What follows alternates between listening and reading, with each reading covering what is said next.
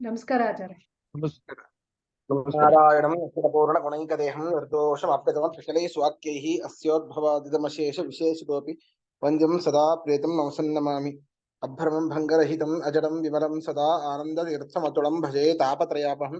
ಪೃಥ್ವೀಮಂಡಲಮಧ್ಯಸ್ಥಾಃ ಪೂರ್ಣಬೋಧಮತಾನುಗಾಃ ವೈಷ್ಣವಾಃ ವಿಷ್ಣುಹೃದಯಾಃ ತಾನ್ನಮಸ್ಸೇ ಗುರೂನ್ ನಮಃ. ಶ್ರೀ ಗುರುಭ್ಯೋ ನಮಃ. ಹರಿ ಓಂ. 33ನೇ ಶ್ಲೋಕದ ಅರ್ಥ ಆಗಬೇಕು, ಹೌದಾ?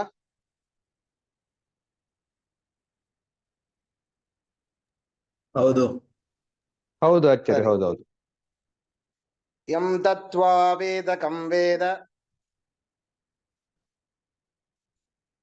ವೇದಾಂಶಂ ವೇದದೂಷಕಃ ತತ್ವಸ್ಯಾವರ್ಣನೀಯತ್ವಾತ್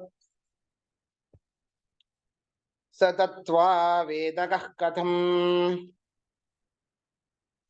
ಪದಚ್ಛೇದ. ಯಂ ತತ್ವಾ ವೇದಕಂ ವೇದ ವೇದಾಂಶಂ ವೇದದೂಷಕಃ ತತ್ವಸ್ಯ ಅವರ್ಣನೀಯತ್ವಾತ್ ಸಹ ತತ್ವಾವೇದಕಃ ಕಥಂ. ಅನ್ವಯ ನೋಡಿ. ವೇದದೂಷಕಃ ಮಾಯಾವಾದಿಯು, ವೇದದೂಷಕಃ ವೇದವನ್ನ ನಿಂದಿಸುವ ಮಾಯಾವಾದಿಯು ಅಂತ ಬರ್ಕೊಳ್ಳಿ. ವೇದದೂಷಕಃ ವೇದವನ್ನ ನಿಂದಿಸುವ ಮಾಯಾವಾದಿಯು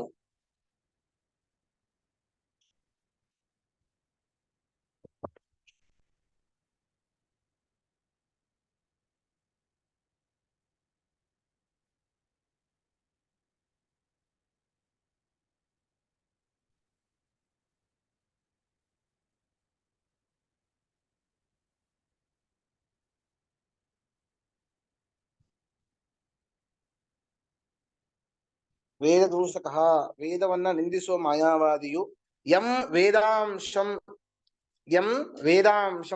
ಯಾವ ವೇದ ಭಾಗವನ್ನು, ಯಾವ ವೇದ ಭಾಗದ ಉಪನಿಷತ್ತನ್ನು, ಯಂ ವೇದಾಂಶಂ ಯಾವ ವೇದ ಭಾಗದ ಉಪನಿಷತ್ತನ್ನು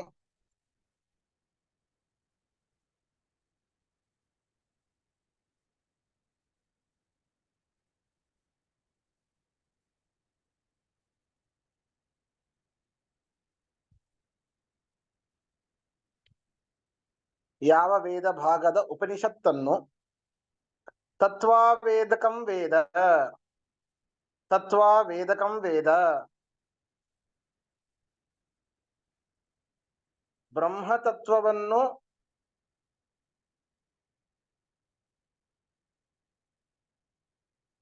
ಬ್ರಹ್ಮತತ್ವವನ್ನು ತಿಳಿಸತಕ್ಕದ್ದು ತಿಳಿಯುತ್ತಾನೋ, ಬ್ರಹ್ಮತತ್ವವನ್ನು ತಿಳಿಸತಕ್ಕದ್ದು ಎಂದು ತಿಳಿಯುತ್ತಾನೋ,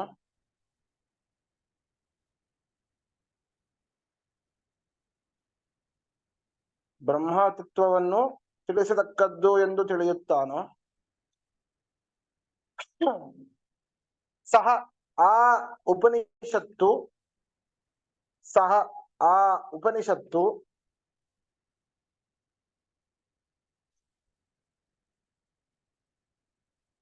ಸಹ ಆ ಉಪನಿಷತ್ತು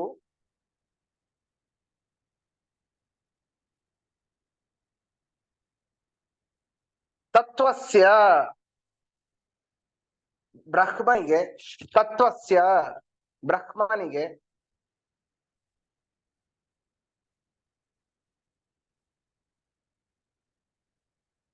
ತತ್ವಸ್ಯ ಬ್ರಹ್ಮನಿಗೆ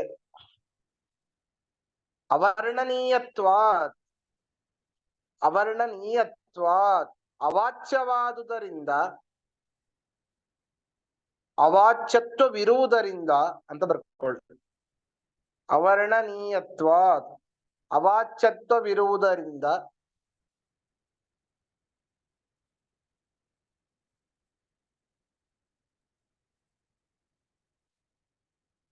ತತ್ವಾವೇದಕಃ ಕಥಂ. ತತ್ವಾವೇದಕಃ ಕಥಂ ಪರಬ್ರಹ್ಮಬೋಧಕವು ಹೇಗೆ? ಪರಬ್ರಹ್ಮಬೋಧಕವು ಹೇಗೆ?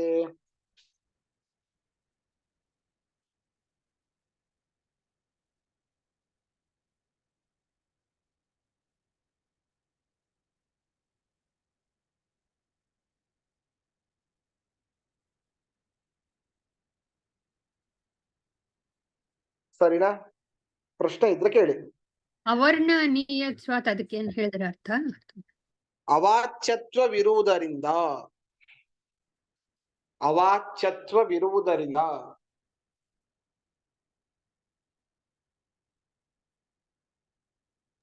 ಅವಾಚ್ಯತ್ವ ಅಂದ್ರೆ ಏನರ್ಥ? ಅದನ್ನ ಹೇಳಲಿಕ್ ಬರದೇ ಇರೋದೇ ಅವಾಚ್ಯತ್ವ. ಬ್ರಹ್ಮನನ್ನ ಏನನ್ನು ತಿಳಿಬೇಕು? ಈಗ ಸಕ್ಕರೆ ಹೇಗಿದೆ ಅಂತಂದ್ರೆ ನೀವು ಸ್ವಲ್ಪ ಅದನ್ನ ಡಿಸ್ಕ್ರೈಬ್ ಮಾಡಿ ಅಂತಂದ್ರೆ, ಸ್ವೀಟ್ ಆಗಿದೆ, ಬೆಳ್ಳಗೆ ಇರುತ್ತೆ ಅಂತ ಹೇಳ್ತೀರಿ, ಅದ್ರ ಬಗ್ಗೆ ಹೇಳಬಹುದು. ಬ್ರಹ್ಮ ಹೇಗಿದ್ದಾನೆ ಅದ್ರ ಬಗ್ಗೆ ಹೇಳಿ, ಇಲ್ಲ, ಅವನು ಅವಾಚ್ಯನಾಗಿದ್ದಾನೆ ಅಂದ್ರೇನು? ಅವನ ಬಗ್ಗೆ ಹೇಳಲಿಕ್ಕೆ ಆಗೋದಿಲ್ಲ ಅಂತ ಅರ್ಥ ಆಯ್ತು. ಸರಿನಾ?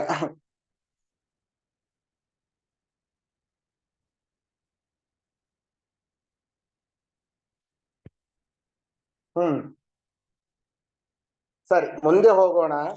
ಮುಂದಿನದ್ರಲ್ಲಿ ತುಂಬಾ ವಿಷಯ ಇದೆ, ಅಷ್ಟೆಲ್ಲ ಬೇಡ. ನಿಮಗೆ ಎಷ್ಟು ಬೇಕೋ ಅಷ್ಟು ಹೇಳ್ತೇನೆ, ಸರಿನಾ? ಇಲ್ಲ ತುಂಬಾ ನಾನು ತರ್ಕ ಪಾಠನೆ ಮಾಡಬೇಕು, ನ್ಯಾಯಶಾಸ್ತ್ರ ಪಾಠನೆ ಮಾಡಬೇಕಾಗತ್ತೆ, ಸರಿನಾ? ಇಲ್ಲಿ ಮುಖ್ಯವಾಗಿ ಏನು ಬೇಕು?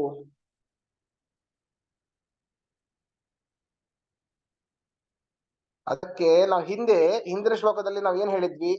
ಅಲ್ಲ, ನಾವು ಸಂಪೂರ್ಣ ವೇದವನ್ನ ಪ್ರಮಾಣ ಅಂತ ಒಪ್ಪದೆ ಹೋದ್ರೂ ಕೂಡ ವೇದ ಭಾಗವಾದ ವೇದಾಂಶವಾದ ಉಪನಿಷತ್ತನ್ನ ನಾವು ಪ್ರಮಾಣ ಅಂತ ಹೇಳ್ತೇವೆ. ಆದ್ರಿಂದಾಗಿ ನಮಗೂ ಶೂನ್ಯವಾದಿಗಳಿಗೂ ಭೇದ ಇದೆ ಅಂತ ಯಾರು ಹೇಳಿದ್ದು? ಮಾಯಾವಾದಿಗಳು. ಸಭಾಷ್, ಮಾಯಾವಾದಿಗಳು. ಹಾಗಾದ್ರೆ ನಾವು ಅದಕ್ಕೆ ಅವ್ರನ್ನ ಖಂಡನೆ ಮಾಡಿದ್ದು ಇಲ್ಲ. ನೀವು ಉಪನಿಷತ್ತನ್ನ ಪ್ರಮಾಣ ಅಂತ ಹೇಳಿದ್ರೂ ಕೂಡ ಅದು ಪರತತ್ವನಾದ ಪರಮಾತ್ಮನನ್ನ ಹೇಳೋದಿಲ್ಲ. ಯಾಕೆ? ಹೌದಪ್ಪ, ಉಪನಿಷತ್ತು ಉಪನಿಷತ್ತುಗಳಿಂದ, ವೇದದ ಭಾಗವಾದ ಉಪನಿಷತ್ತುಗಳಿಂದ ಬ್ರಹ್ಮ ತಿಳಿಯಲ್ಪಡ್ತಾನೆ ಅಂತ ನೀವು ಹೇಳ್ತೀರಿ ಅಂತ ಆದ್ರೆ, ಪರತತ್ವನಾದ ಪರಮಾತ್ಮ ತಿಳಿಯಲ್ಪಡ್ತಾನೆ ಅಂತ ಹೇಳ್ತೀರಿ, ಒಪ್ಕೊಳ್ಳೋಣ. ಆದ್ರೆ ಅಂತಹ ಪರಮಾತ್ಮ ಏನಾಗಿದ್ದಾನೆ? ಅನಿರ್ವಾಚ್ಯನಾಗಿದ್ದಾನೆ. ಅನಿರ್ವಾಚ್ಯ ಅವಾಚ್ಯ ಎಲ್ಲವೂ ಒಂದೇ, ಸರಿನಾ? ಎರಡೂ ಒಂದೇ.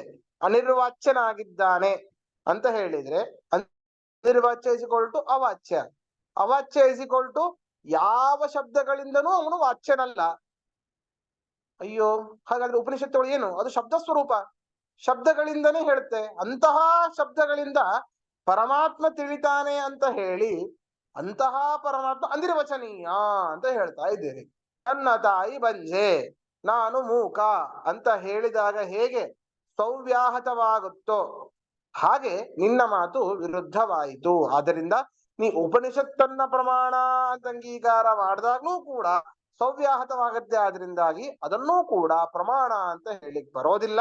ಆದ್ರಿಂದ ನೀನು ಮತ್ತೆ ಶೂನ್ಯವಾದಿ ಇಬ್ಬರು ಒಂದೇ ಅಂತ ಯಾರು ಹೇಳಿದ್ದು? ಆಚಾರ್ಯರು. ಶಭಾಷ್, ಆಚಾರ್ಯರು ಹೇಳಿದ್ದು. ಅದಕ್ಕೆ ಅವನಿಗೆ ಹೇಳ್ತಾ ಇದ್ದಾನೆ ಮುಂದಿನ ಶ್ಲೋಕದಲ್ಲಿ, ಇಲ್ಲಪ್ಪ, ಸಾಕ್ಷಾತ್ ಆಗಿ ಒಂದು ಶಬ್ದದಿಂದ ಆ ಒಂದು ಶಬ್ದಕ್ಕೆ ಏನ್ ಅರ್ಥ ಇರ್ತದೋ ಆ ಅರ್ಥ ಗೊತ್ತಾಗದೆ ಹೋದ್ರು ಕೂಡ ಲಕ್ಷಣ ವೃತ್ತಿಯಿಂದಾಗಿ ತಿಳ್ಕೊಳ್ಬಹುದು. ಲಕ್ಷಣ ವೃತ್ತಿ ಇದು ಶಬ್ದಗಳಲ್ಲಿ ಬರುವಂತದ್ದು, ಸರಿನಾ? ಲಕ್ಷಣ ವೃತ್ತಿ ಅಂತ, ವೃತ್ತಿಗಳು ಅಂತ, ಸರಿನಾ? ಈಗ ನೋಡಿ, ಕಣ್ಣು ಈ ಶಬ್ದದಿಂದ ವಾಚ್ಯವಾದದ್ದು ಯಾವುದು? ನೋಟ. ನೋಡ್ಬೋದು, ನೋಟ. ನೋಟ. ನಿಮಿಷ, ದೃಷ್ಟಿ ಬೇರೆ, ದೃಷ್ಟಿ ಇಸಿಕೊಳ್ಟ ನೋಟ. ಕಣ್ಣು ಅಂತ ನಮ್ಮ ಇಂದ್ರಿಯ, ಈ ಇಂದ್ರಿಯ. ಹೌದಾ? ಇಂದ್ರಿಯ, ಈ ಕಣ್ಣಿನಿಂದ ವಾಚ್ಯವಾದದ್ದು ಇಂದ್ರಿಯ, ಮೂಗು. ಹಾಗಾದ್ರೆ ಕಣ್ಣು ಎನ್ನುವಂಥದ್ದು ಏನದು? ಇಂದ್ರಿಯ ಬಿಡಿ. ಈಗ ನೀವು ಕಣ್ಣು ಅಂತ ಹೇಳಿ ಕಣ್ಣು ತಗೊಂಡು ಬರೀತೀರಿ, ಅದು ಏನದು? ಇಂದ್ರಿಯ ಅಂತ ಹೇಳಿದ. ಅಲ್ಲಲ್ಲ, ನೀವು ಬರೀ ನೋಡಿ, ಈ ಕಣ್ಣು ಅಂತ ಹೇಳಿ ಪೆನ್ನು ತಗೊಂಡು ಬರದ್ರಿ, ಅದು ಏನದು? ಲಕ್ಷಣ. ಅಕ್ಷರ ಆಯ್ತು, ಲಿಪಿ. ಅದೊಂದು ಶಬ್ದ. ಈ ಶಬ್ದ ಯಾವುದನ್ನು ಹೇಳ್ತಾ ಇದೆ? ಕಣ್ಣಿನ ಬಗ್ಗೆ. ಕಣ್ಣೆಂಬ ಇಂದ್ರಿಯದ ಬಗ್ಗೆ ಹೇಳ್ತಾ ಇದೆ. ನೋಡಿ, ಅಕ್ಷರ ಬೇರೆ, ಆ ಶಬ್ದ ಬೇರೆ, ಅಕ್ಷರಗಳ ಸಮೂಹ ಒಂದು ಶಬ್ದ, ಶಬ್ದ ಬೇರೆ, ಇಂದ್ರಿಯ ಬೇರೆ. ಆ ಇಂದ್ರಿಯವನ್ನ ಹೇಳುವಂತದ್ದು ಒಂದು ಶಬ್ದ, ಯಾವುದು? ಕಣ್ಣು ಎನ್ನುವಂತಹ ಶಬ್ದ. ಹಾಗಾದ್ರೆ ಈ ಕಣ್ಣು ಎನ್ನುವಂತಹ ಶಬ್ದಕ್ಕೆ ಯಾವುದರಲ್ಲಿ ಶಕ್ತಿ ಅಂತಂದ್ರೆ ಇಂದ್ರಿಯದಲ್ಲಿ ಶಕ್ತಿ. ನಮ್ಮ ದರ್ಶನ, ನಮ್ಮ ವಸ್ತುಗಳನ್ನ ತೋರಿಸುವಂತಹ ಇಂದ್ರಿಯದಲ್ಲಿ ಶಕ್ತಿ ಯಾವ ಒಂದು ಶಬ್ದಕ್ಕೆ? ಕಣ್ಣಿಗೆ. ಶಭಾಷ್. ಕಣ್ಣಿಗೆ ಅಲ್ಲ, ಕಣ್ಣು ಎಂಬ ಶಬ್ದಕ್ಕೆ. ಸರಿನಾ? ಗೊತ್ತಾಯ್ತಾ? ಈಗ ಮಡಿಕೆ ಅಂತ ಹೇಳ್ತೀರಿ, ಮಡಿಕೆ ಅಂತ ಪೆನ್ ತಗೊಂಡು ಬರದ್ರಿ, ಅದು ಏನದು? ಮಡಿಕೆ ಲಿಪಿ ಆಯ್ತು, ಅಕ್ಷರ. ಲಿಪಿ ಶಬ್ದ. ಆ ಶಬ್ದಕ್ಕೆ ಎಲ್ಲಿ ಶಕ್ತಿ? ಮಣ್ಣಿನ ಒಂದು ಪದಾರ್ಥದಲ್ಲಿ ಶಕ್ತಿ. ಪದಾರ್ಥದಲ್ಲಿ ಶಕ್ತಿ. ಗೊತ್ತಾಯ್ತಾ? ಮಣ್ಣಿನ ಒಂದು ಪದಾರ್ಥದಲ್ಲಿ ಶಕ್ತಿ ಅಂದ್ರೆ ಮಡಿಕೆ ಎಂಬ ಪದ ಆ ಮಣ್ಣಿನ ಒಂದು ಪದಾರ್ಥವನ್ನ ಹೇಳುತ್ತೆ ಅಂತ ಅರ್ಥ. ಹೌದಾ? ಈಗ ಇನ್ನೊಂದು ಹೇಳ್ತಾರೆ, ಈ ಕೆಲವೊಮ್ಮೆ ಈ ರೀತಿ ಮಾಡ್ಲಿಕ್ಕೆ ಬರೋದೇ ಇಲ್ಲ, ಆಯಾಯ ಪದಗಳಿಗೆ ಅದೇ ಅರ್ಥವನ್ನ ಮಾಡ್ಲಿಕ್ಕೆ ಬರೋದಿಲ್ಲ. ಉದಾಹರಣೆಗೆ ನೋಡಿ, ಗಂಗಾಯಾಮ್ ಘೋಷಃ ಅಂತ ಒಂದು ವಾಕ್ಯ ಇದೆ, ಸರಿನಾ? ಸ್ವಲ್ಪ ಇದ್ರ ಬಗ್ಗೆ ಸ್ವಲ್ಪ ಹೇಳಲೇಬೇಕು ನಿಮ್ಗೆ, ಆಯ್ತಾ? ಗಂಗಾಯಾಮ್ ಘೋಷಃ ಅಂತ ವಾಕ್ಯ ಇದೆ. ಘೋಷ ಅಂತಂದ್ರೆ ಸಂಸ್ಕೃತದಲ್ಲಿ ಹಳ್ಳಿ ಅಂತ ಅರ್ಥ. ಗಂಗಾಯಾಮ್ ಅಂತಂದ್ರೆ ಗಂಗಾ ಪ್ರವಾಹ ಅಂತ ಅರ್ಥ. ಹಾಗಾದ್ರೆ ಇದರ ಅರ್ಥ ಏನು? ಗಂಗಾಯಾಮ್ ಸಪ್ತಮಿ ವಿಭಕ್ತಿ ಇದೆ, ರಮಾಯಾಮ್, ಗಂಗಾಯಾಮ್ ಸಪ್ತಮಿ ವಿಭಕ್ತಿ. ಹಾಗಾದ್ರೆ ಘೋಷಃ ಅಂದ್ರೆ ಏನು? ನೀವು ಹಳ್ಳಿ ಹಳ್ಳಿ ಗಂಗೆಯಲ್ಲಿ ಪ್ರವಾಹ.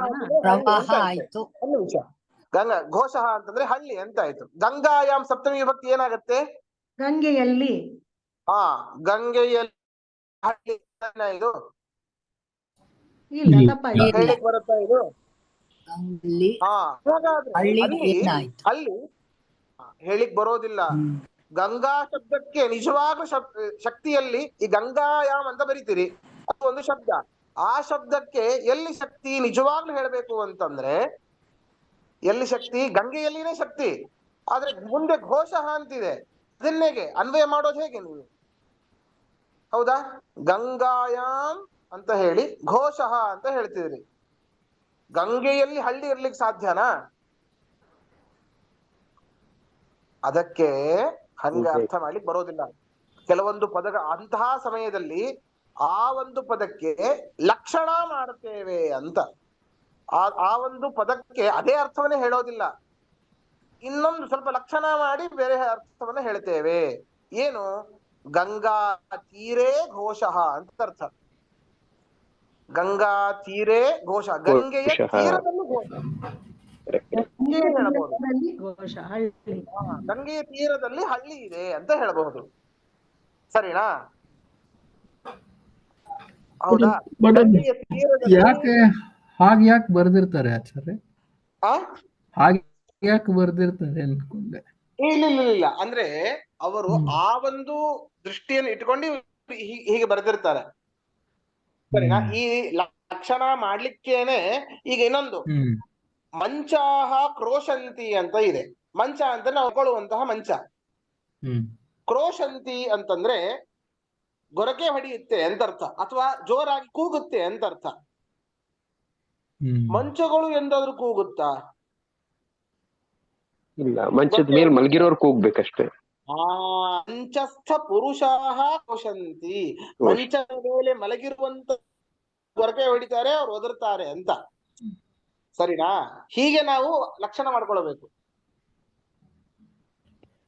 ಸರಿನಾ? ಇದು ಅದೊಂದು ಲಕ್ಷಣ ವೃತ್ತಿ ಅಂತ ಹೇಳಿ ಆ ತರ್ಕದಲ್ಲಿ ಬರ್ತದೆ, ಸರಿನಾ?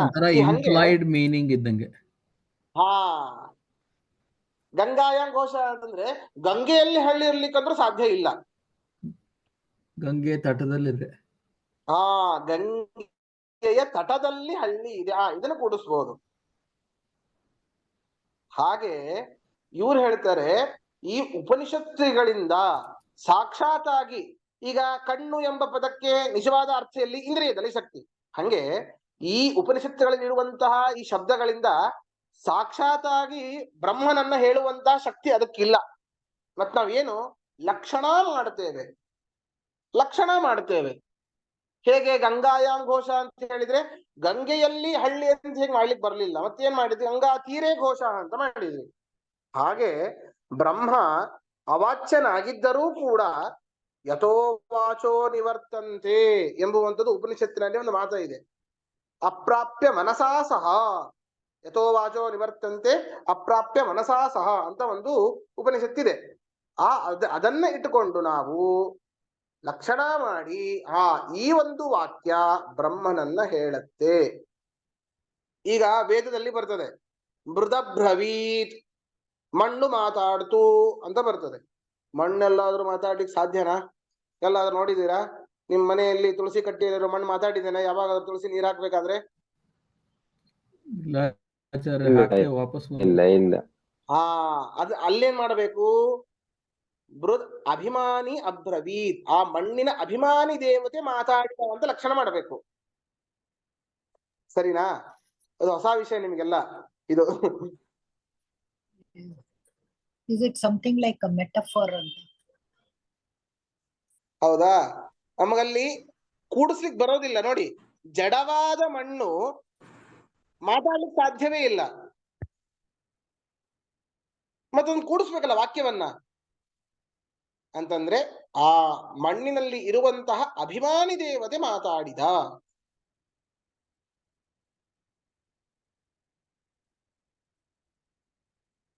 ಹೀಗೆ ಇಲ್ಲಿ ಉಪನಿಷತ್ತುಗಳು ಕೂಡ ಸಾಕ್ಷಾತ್ತಾಗಿ ಬ್ರಹ್ಮನನ್ನ ಹೇಳೋದಿಲ್ಲ, ಲಕ್ಷಣ ಮಾಡ್ತೇವೆ.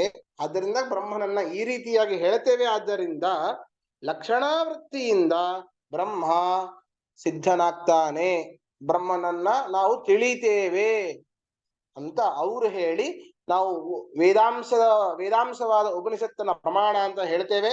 ಅಂತಹ ಉಪನಿಷತ್ತಿನಿಂದಾಗಿ ಲಕ್ಷಣದಿಂದಾಗಿ ನಾವು ಬ್ರಹ್ಮನನ್ನ ತಿಳಿತೇವೆ. ಆದ್ದರಿಂದಾಗಿ ನಮಗೂ ಈ ಒಂದು ಶೂನ್ಯವಾದಿಗಳಿಗೂ ಭೇದ ಇದೆ ಅಂತ ಮತ್ತೆ ಹೇಳ್ದ ಅಂತ ಈ ಒಂದು ಶ್ಲೋಕದ ತಾತ್ಪರ್ಯ. ಇದರಲ್ಲಿ ಏನಾದ್ರು ಪ್ರಶ್ನೆ ಇದ್ರೆ ಕೇಳಿ. ಇದಕ್ಕಿಂತ ಜಾಸ್ತಿ ಹೇಳಕ್ ಆಗೋದಿಲ್ಲ, ಹೇಳಿದ್ರೆ ನಿಮ್ ತಲೆಯಲ್ಲೂ ಹೋಗೋದಿಲ್ಲ ಅದು. ಮತ್ತಿಷ್ಟರಲ್ಲೇ ಲಕ್ಷಣದಲ್ಲಿ ಅನೇಕ ಲಕ್ಷಣ ಇವೆ. ಜಹಲ್ ಲಕ್ಷಣ, ಅಜಹಲ್ ಲಕ್ಷಣ, ಜಹತ್ ಅಜಹಲ್ ಲಕ್ಷಣ, ಈ ರೀತಿ 3 ವಿಧವಾಗಿ ಇದೆ.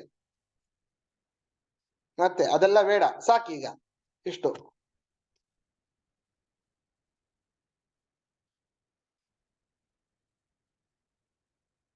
ಸರಿ, ಶ್ಲೋಕ ನೋಡಿ. ಲಕ್ಷಣಾಭಿಃ ಪ್ರವರ್ತಂತೆ ವಾಕ್ಯಾನಿ ತಿಸೃಭಿರ್ಯದಿ ವಿಷಯತ್ವಂ ಕ್ಷಣಾನಾಂ ತಸ್ಯೈವಾನಿಷ್ಟಮಾಗತಂ. ಪದಚ್ಛೇದ. ಲಕ್ಷಣಾಭಿಃ ಪ್ರವರ್ತಂತೆ ವಾಕ್ಯಾನಿ ತಿಸೃಭಿಃ ಯದಿ ವಿಷಯತ್ವಂ ಲಕ್ಷಣಾನಾಂ ತಸ್ಯ ಏವ ಅನಿಷ್ಟತ್ವಂ ಆಗತಂ. ಅನ್ವಯ ನೋಡಿ. ಯದಿ ಒಂದು ವೇಳೆ, ಯದಿ ಒಂದು ವೇಳೆ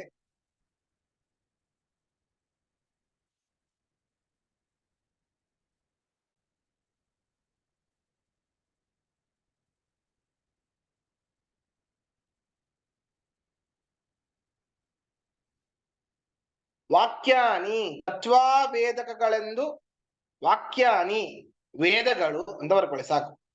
ವಾಕ್ಯಾನಿ ವೇದಗಳು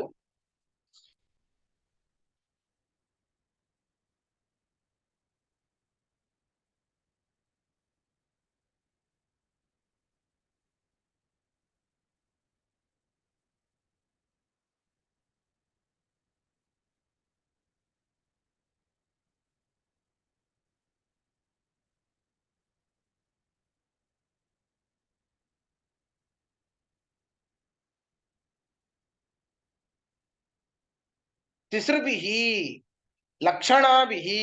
ನೋಡಿ ಇಲ್ಲಿ ಬಂತು ತಿಸೃಭಿಹಿ ಲಕ್ಷಣಾಭಿಹಿ. 3 ಲಕ್ಷಣಗಳಿಂದ, 3 ಲಕ್ಷಣಾವೃತ್ತಿಗಳಿಂದ. ನಾ ಹೇಳಿದೆ 3 ಲಕ್ಷಣಗಳಿವೆ ಅಂತ. ಜಹಲ್ ಲಕ್ಷಣ, ಅಜಹಲ್ ಲಕ್ಷಣ, ಜಹದ್ ಅಜಹಲ್ ಲಕ್ಷಣ ಅಂತ 3 ಲಕ್ಷಣಾವೃತ್ತಿಗಳು. ಸರಿನಾ? ಅದೆಲ್ಲ ಬೇಡ, ಸಾಕು. 3 ಲಕ್ಷಣಾವೃತ್ತಿಗಳಿಂದ ಅಂತ ಬರ್ಕೊಳ್ಳಿ. ತಿಸ್ರಭಿಹಿ ಲಕ್ಷಣಾಭಿಹಿ, 3 ಲಕ್ಷಣಾವೃತ್ತಿಗಳಿಂದ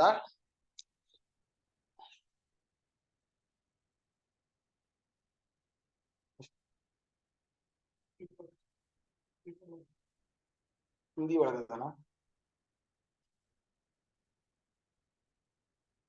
ಎರಡು ಇದ್ರು ನೋಡಿ. 3 ಲಕ್ಷಣಾವೃತ್ತಿಗಳಿಂದ ಪ್ರವರ್ತಂತೆ ತರ್ಹಿ, ಪ್ರವರ್ತಂತೆ ತರ್ಹಿ ಬ್ರಹ್ಮನನ್ನು ಹೇಳುವುದಾದರೆ, ಬ್ರಹ್ಮನನ್ನು ಹೇಳುವುದಾದರೆ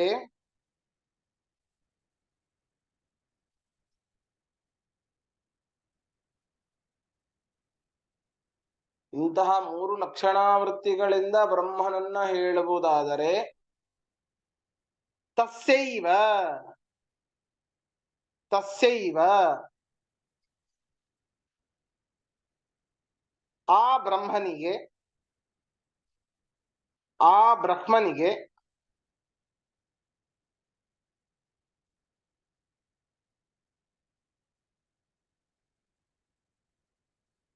ಅನಿಷ್ಟತ್ವಂ,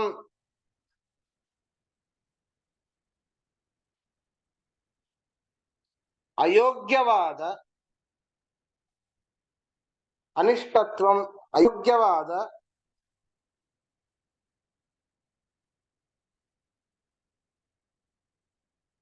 ಲಕ್ಷಣಾನಾಂ ಲಕ್ಷಣಾವೃತ್ತಿಗಳಿಗೆ, ಲಕ್ಷಣಾನಾಂ ಲಕ್ಷಣಾವೃತ್ತಿಗಳಿಗೆ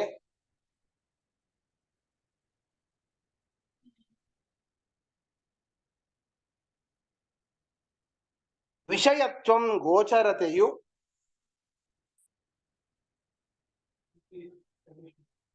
ಎರಡು ಅಲ್ಲ,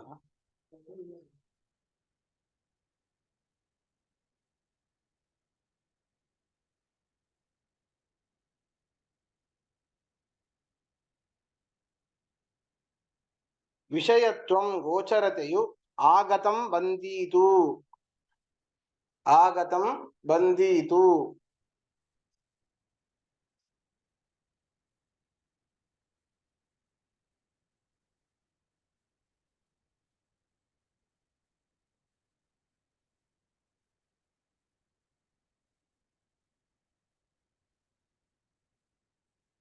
ಪ್ರಶ್ನೆ ಇದ್ರೆ ಕೇಳಿ.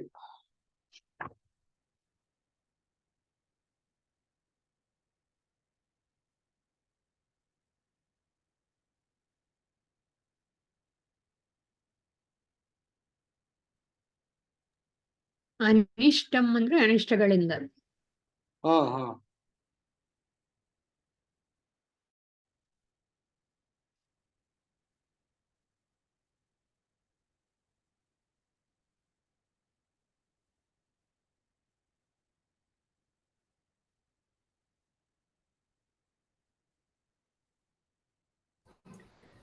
ಅಂದ್ರೆ ಈ ಲಕ್ಷಣ ವೃತ್ತಿಯಿಂದ ಅವರು ತಿರ್ಗಾ ಆರ್ಗ್ಯುಮೆಂಟ್ ನಡೆಸ್ತಾ ಇದ್ದಾರೆ, ನಾವು ಅವರು ಬೇರೆ ಅಂತ.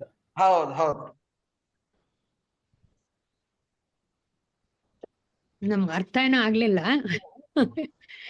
ವರ್ಡ್ ಹತ್ರ ಫುಲ್ ಭಾವಾರ್ಥ ಅರ್ಥ ಆಗಿ.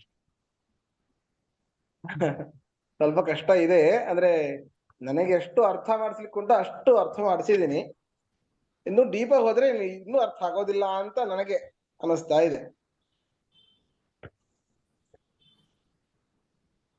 ಇಲ್ಲ ಆಚಾರ್ಯ, ಇಲ್ಲಿ ತನಕ ಸಾಕು. ಇನ್ ಮುಂದೆ ಹೋದ್ರೆ ನಮ್ಗೆ ಮುಂದೆ ಹೋಗಿದ್ದು ಕನ್ಫ್ಯೂಸ್ ಆಗೋಗುತ್ತೆ ಅನ್ಸುತ್ತೆ.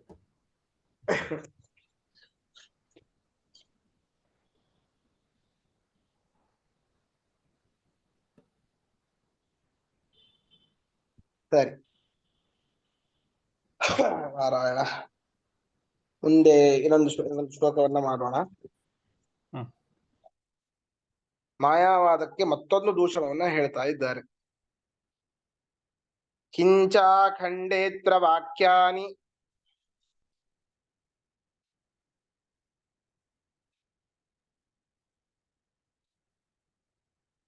ಕಿಂಚಿತ್ ವದಧತೆ ನಹಿ ತಾನ್ನವ್ಯಧುರ ಭಾವಂ ಚೇತ್ ಜಾಡ್ಯಾದೇಸ್ತನ್ನ ಶೋಭತೆ.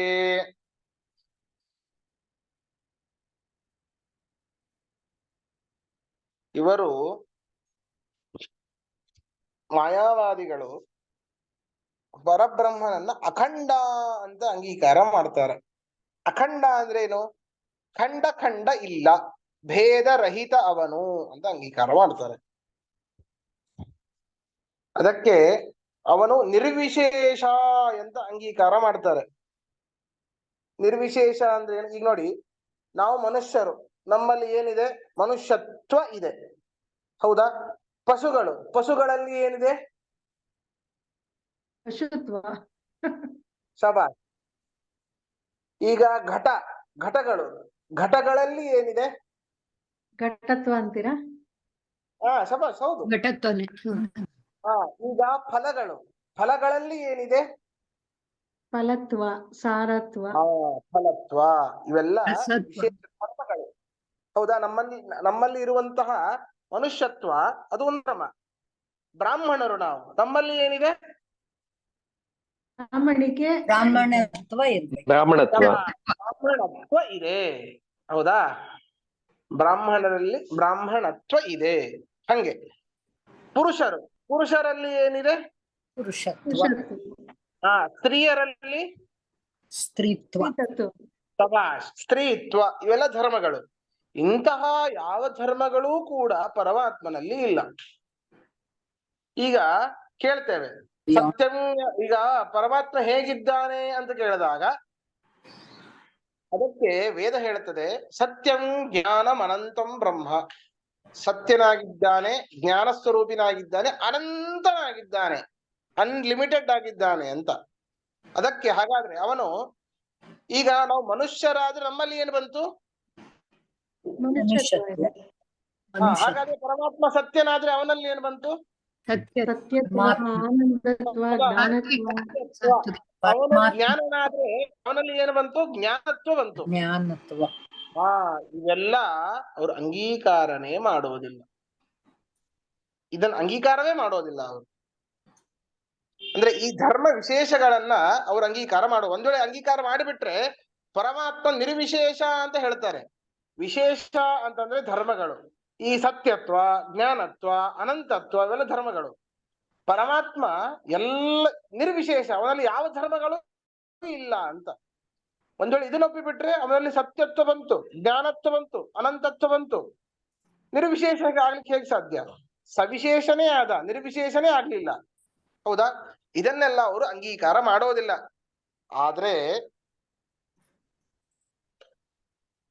ಇದನ್ನ ನೀವು ಲಕ್ಷಣಾವೃತ್ತಿಯಿಂದ ಮಾಡಿ ಪರಬ್ರಹ್ಮನನ್ನ ತಿಳಿತೀರಿ ಅಂತ ಹೇಳ್ತಾ ಇದ್ದೀರಿ. ಹೆಂಗೆ ಸರಿ ಅದು? ನೀವು ಲಕ್ಷಣದಿಂದನೇ ಪರಮಾತ್ಮನನ್ನ ತಿಳಿರಿ, ಬೇಡ ಅಂದಿಲ್ಲ. ಕೊನೆಗೆ ನೀವು ಈ ಉಪನಿಷತ್ತಿಗೆ ಬರಬೇಕು, ಸತ್ಯಂ ಜ್ಞಾನಮನಂತಂ ಬ್ರಹ್ಮ. ನೀವು ಲಕ್ಷಣಾವೃತ್ತಿಯಿಂದ ಬ್ರಹ್ಮನನ್ನ ತಿಳಿದ್ರಿ, ಒಪ್ಕೊಳ್ಳೋಣ. ಬ್ರಹ್ಮ ನಿಮ್ ಮುಂದ್ಗಡೆ ಇದ್ದಾನೆ, ಸುಮ್ನೆ ಒಂದಿಟ್ಕೊಳ್ಳಿ, ಮುಂದ್ಗಡೆ ಇದ್ದಾನೆ ಅಂತ ಇಟ್ಕೊಳ್ಳಿ.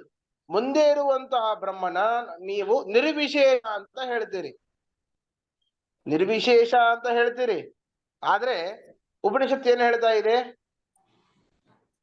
ಸತ್ಯಂ ಜ್ಞಾನಮನಂತಂ. ಅವನಲ್ಲಿ ಸತ್ಯತ್ವ ಇದೆ, ಅನಂತತ್ವ ಇದೆ, ಜ್ಞಾನತ್ವ ಇದೆ ಅಂತ ಹೇಳ್ತಾ ಇದೆ. ನೀವು ಇಲ್ಲ ಅಂತ ಹೇಳ್ತಿದ್ದೀರಿ. ಮತ್ತೆ ವಿರೋಧ ಬಂತಲ್ಲಪ್ಪ ನಿಮಗೆ, ಅಪಸಿದ್ಧಾಂತ ಬಂತಲ್ಲಪ್ಪ. ನೀವು ಅಂಗೀಕಾರ, ಪ್ರಮಾಣ ಅಂತ ಹೇಳಿ ಅಂಗೀಕಾರ ಮಾಡುವಂತಹ ಉಪನಿಷತ್ತೇನೆ ಪರಮಾತ್ಮನಲ್ಲಿ ವಿಶೇಷಗಳಿವೆ ಅಂತ ಹೇಳ್ತಾ ಇದೆ, ಬ್ರಹ್ಮನಲ್ಲಿ. ಆದ್ರೆ ನೀವು ಅಂತಹ ಬ್ರಹ್ಮನನ್ನ ಏನ್ ಹೇಳ್ತಾ ಇದ್ದೀರಿ? ವಿಶೇಷ, ನಿರ್ವಿಶೇಷ ಅಂತ ಹೇಳ್ತಾ ಇದ್ದೀರಿ. ಎಂತ ಹಣೆಬರ!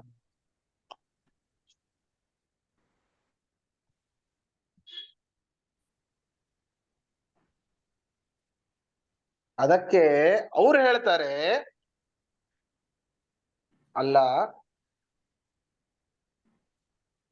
ಈಗ ಹೊಟ್ಟೆ ತುಂಬಿದೆ ಅನ್ನೋದನ್ನ ಇನ್ನೊಂದ್ ರೀತಿ ಹೇಗೆ ಹೇಳ್ಬಹುದು? ಇನ್ನು ಊಟ ಮಾಡಕ್ಕಾಗಲ್ಲ, ಸಾಕು. ಹೊಟ್ಟೆ ಸಾಕು. ಖಾಲಿ ಇಲ್ಲ. ಊಟ ಬೇಡ. ತೃಪ್ತಿಯಾಗಿದೆ. ಹೊಟ್ಟೆ ತೃಪ್ತಿಯಾಗಿದೆ. ತುಂಬಿಲ್ಲ ಅಂತಿಲ್ಲ. Double negative. ಹೌದಾ? Next positive. ಹೌದಾ? ಹೊಟ್ಟೆ ತುಂಬಿಲ್ಲ ಅಂತಿಲ್ಲ ಅಂತ ಹೇಳ್ಬೋದು. ಹಾಗೆ ಇವನು ಈ ಸತ್ಯಂ ಜ್ಞಾನಾನಂತಂ ಬ್ರಹ್ಮ ಅನ್ನೋದು ಏನ್ ಹೇಳ್ತಾ ಇದೆ ಅಂತಂದ್ರೆ, ಅವುಗಳು ನಿರ್ವಿಶೇಷವಾದಿಗಳೇ ಆಗಿವೆ ಅಂತ ನಿರ್ವಿಷಯತ್ವವನ್ನೇ ಹೇಳ್ತಾ ಇವೆ. ಏನು? ಅವನು ಅಸತ್ಯತ್ವನಲ್ಲ ಅಂತಲ್ಲ, ಅಲ್ಲ ಅಂತ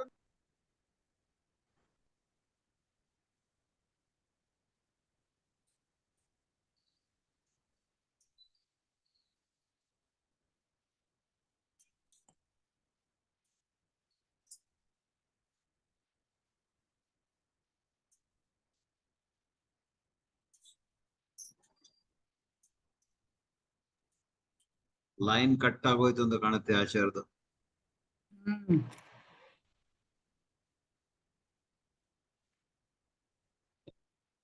ನನಗೂ ಹಾಗೆ ಅನ್ಸ್ತು.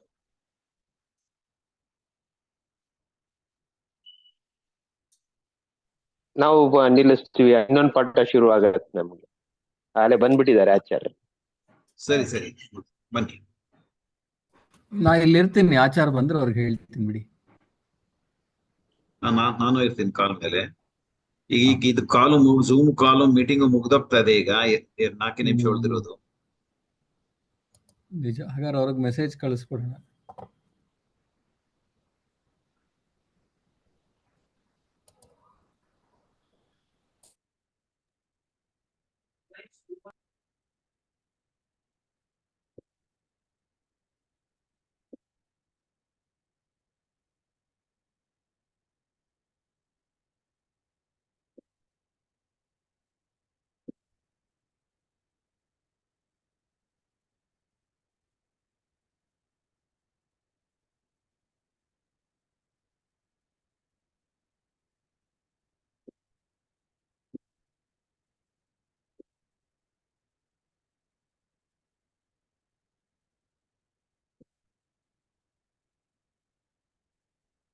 ಹೋಗ್ಲಿ ಬಿಡಿ, ಇಲ್ಲೇ ಮುಗಿಸ್ಬಿಡಣ.